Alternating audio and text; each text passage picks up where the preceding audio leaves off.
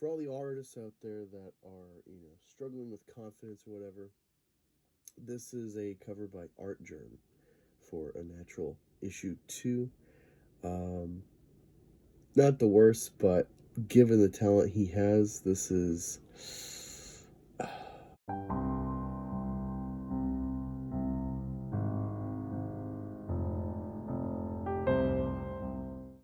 Hey guys, Black Angus here. Got Unnatural issue 1 by Mirka Andolfo.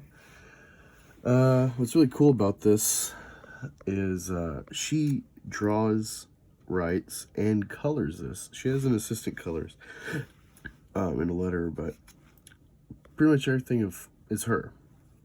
And of course, this cover has really got me. It's like, ooh, that's hot. And then you realize, oh, it's like a furry series. And I'm a furry degenerate, as far as art goes. And I'm like, whoa. Kermit the Log, you're going to love this, dude. You're going to love this series. I've only read about 5 issues, but I'm getting back into it. So let's dig in.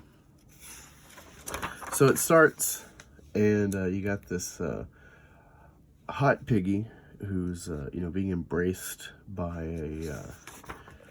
a wolf, of course, furries. And turns out she's just dreaming. She's making out with her pillow, and her friend, a mousy girl, I think a mouse, she catches her. And apparently this is an ongoing fantasy that pops into her dreams all the time. So she goes to work and stuff, and she's thinking about, like, what's wrong with me? I haven't been with a guy in a while. Why am I fantasizing about this wolf all the time? I don't want to break the law. These fantasies are, of illegal activity. And it's very intriguing because you're reading this and you're just new to the series. You're like, illegal activity, what the hell? And then her friend catches her, and then she sees on TV there's this propaganda from the state, from the government, about interspecial relationships or same sex as well. And it comes across very churchy, very like traditional. Christendom, you could say maybe Islam as well, Judeo-Christian religions for sure in general, their view on homosexuality. And it's kind of blanketed for interspecial, which I think is pretty safe to say is a interracial kind of parallel. And it comes across very like Saturday morning cartoon, so it's for like the young minds in this universe to digest. And so here you see like it's kind of an SJW premise. So I looked into this. Italy, I don't know about interracial marriages, but homosexual relationships are not sanctioned by the government as far as marriage, but they're very lenient, despite being a highly Catholic country.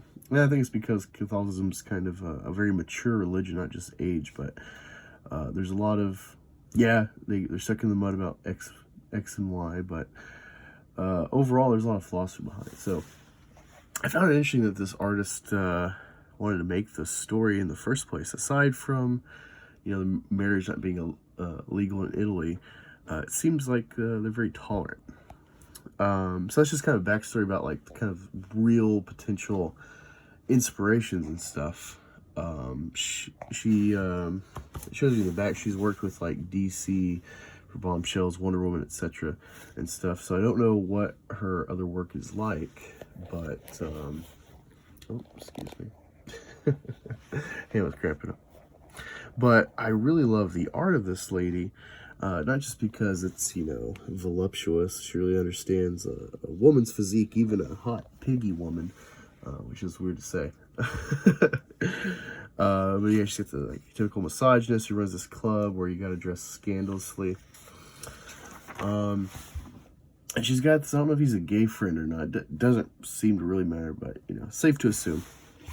And he's talking about like this, I guess, dating app or something, or hey, check out this guy. And she's like, I don't know. And then she feels like she's being watched, and she's being hassled by her boss and whatnot. And get back to her feeling like she's watched, and they show you there's this set of eyes. But then you cut to after the shift. She's taking a hot, steamy bath, drinking wine, feeling good. Oh yeah, Wolfie Boy is back in town. And, you know, yiff yiff. Turns out it's another daydream. Frank catches her and, whoa, there's nipples. And sushi. It's getting crazy. Yeah, she's a sushi and CD addict, which, I mean, that's a girl after my heart right there. Freaking love sushi. But anyway, she gets this crazy text, and it's from, wait, it tells me the next page. It's from the reproductive program. And so one of the big things in this series so far, what I've read, is there's this setup of like, once you hit 25, if you're not reproducing, if you're not hitched with someone of your species, of course, then the government interferes. And it's an interesting premise. It's kind of 1984-ish, in a vague way.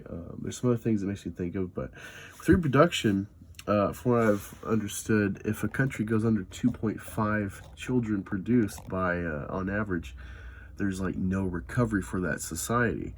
So I'm just wondering if it'll ever reveal like the bigger picture of the universe of Unnatural, of like why they're instituting these things. You know, so there's a lot of interest here, and I think issue 1's pretty solid.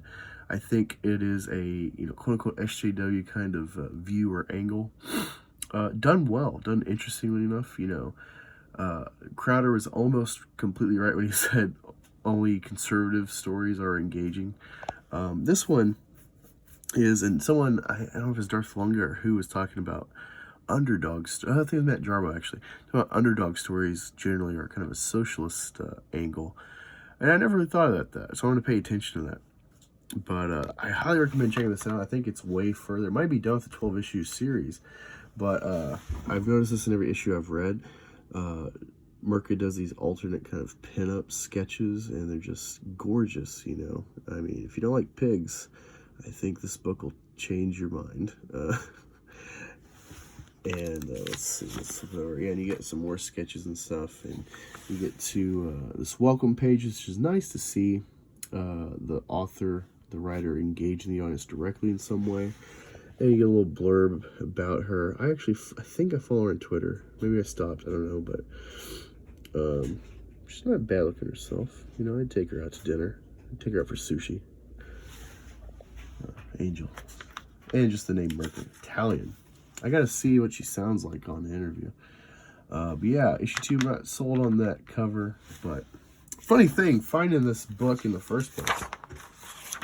I went to this store in Columbus. I think it's like Pack Rat Comics, something like that. I think Hoff Solo goes there, Hoffcast. And maybe Pack Rat, Pack C. I'm going to be bothered by that. But anyway, I don't like to go there because even though it's got a great selection, they have this and they had it like hidden or something, like kind of stored away at a high spot because it's like, sexy. But they don't carry tarot, Witch of the Black Rose, because it's adult. The only thing really adult is like every woman looks just nude, regardless if they're covered or not. But yeah, let me know if you've read this or if you're going to. Maybe you can read along. And let me know what you think. Are you interested? Let me know in the comments. If you want to discuss spoilers, future stuff I haven't even read because I've only gone to issue 5. I'll keep that in the top pinned comment. And look forward to the next video, friends.